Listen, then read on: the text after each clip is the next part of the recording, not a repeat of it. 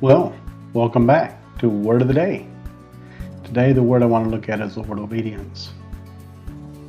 For some people, the word obedience brings a lot of negative connotations. It brings a lot of negative feelings, maybe negative memories.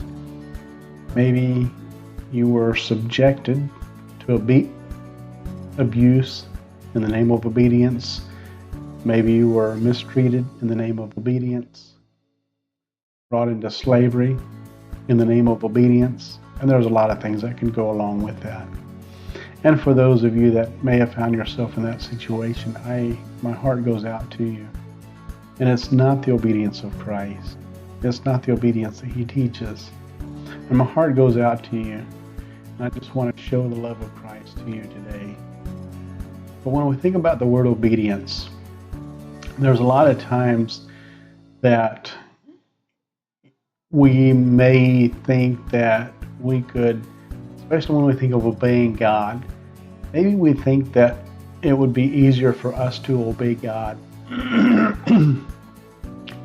in another setting or in another style, another time frame, another way. And we feel that God has called us here, but we say, but God, I can do so much better for you over there.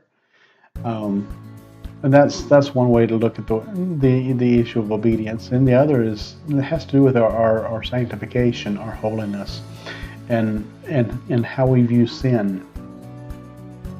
And so one of the things, this has been something that's been on my mind for the last several months, and I would dare say has radically changed my way of thinking. And that is the passage in Samuel where God commanded Saul to go out and fight the Amalekites, and He says, kill everyone, kill all the cattle, everything, everyone, kill it, destroy it, get rid of it. You know the story. Saul went out, they came back, they saved the king, they didn't kill the king, they brought him back, and they saved the best of the cattle and claimed that they wanted to bring it back to God for a sacrifice. You stop and think for just a moment, what is sacrifice? What is it all about? What does sacrifice mean? And so sacrifice, in its simplistic form, in its generic form, it is to give up something. While the Israelites were commanded to sacrifice, it was to sacrifice their animals that were perfect. There was nothing wrong with them, nothing wrong with the animals. And they was to be their own animals, and they was to sacrifice it on the altar for whatever the occasion was. And here they said, well, they saved the best of the Amalekites, but it wasn't good enough, and it didn't cost them anything. David, later on, when he was king, was faced with another situation, maybe a similar situation, where he sinned and he met God at a threshing floor, and maybe was it Naboth? I'm not sure. Name skips my mind, but anyway, I guess he met the angel of the Lord there at the threshing floor, and he was commanded to offer up a sacrifice. And so he goes to the owner of the threshing floor. He says, sell me your threshing floor so I can offer up to God a sacrifice and stop this plague that is killing the people.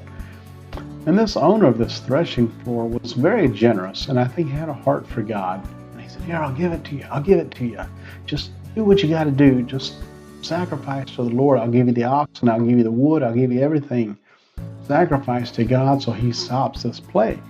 David says, no, that's not how that works. He said, I sinned. It's my responsibility. It's going to cost me something. And he did. He bought it. He paid well worth what I'm sure over and above what the threshing floor and the cattle were worth. And he made sure that it was worth. The man was treated very well. He turns right around, builds an altar, sacrifices the cattle, on the altar, and the plague stopped. So you see the difference between Saul and David. And David then, David was a man after God's own heart. Saul lost the kingdom. Of course, we know what happened. Samuel comes and he says, Saul, you didn't do what, God commanded you to do it. He said, oh, the people wanted to save the best, and they saved the king and all this, and we're just, wanting to do, I'm hoping that God will accept it. And Samuel tells Saul, behold, to obey is better than sacrifice, and to hearken than the fat of rams. And I think about that so many times when we as believers, and I think I'm not the only one, I see this. If you scroll on social media anywhere at all, you see this comes up over and again, where people, they willingly walk into sin, and they lose the joy of the Lord. They lose the joy of their salvation and the blessing of His presence, the joy of His presence. And they come back and they confess, and they spend hours, maybe days, maybe a week, in fasting and prayer and Bible reading, and just sacrificing, trying to return to the joy of the Lord, the joy of their salvation. And it really hit me this year as this verse just continually goes through my mind when I think about that kind of a situation. It is better to obey than to sacrifice. It's better to obey. It's better to obey the first time Holy Spirit tells you, don't listen to that song. Don't listen to that joke. Get that thought out of your head. Don't watch that movie. Don't harbor this feeling. When the Holy Spirit tells you that, obey. That's much better than having to go back later and sacrifice time and tears, seeking for a renewed sense of God's presence and His joy. Tremendously altered my way of thinking, my mindset involving sin and temptation. So maybe obedience sounds boring at times, but it's the best way. So I just wanted to leave that with you here today. Go forward, obey, and be blessed.